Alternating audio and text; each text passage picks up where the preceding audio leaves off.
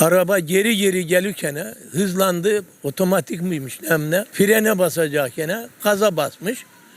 Gelmesinin çok suratlı. Bu demiri, bu duvarı vurdu. Karşı tarafı camları falan eyle kırdı. Araçlar var tabii canım. O bakkalın arabasına vurdu. Buradaydı. Bir taksi vardı.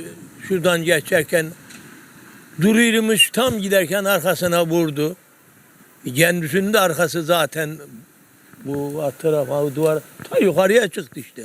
Katınki de kırık, oralarınki de kırık. Adam biraz hastaneye gitmiş ya, ben görmedim.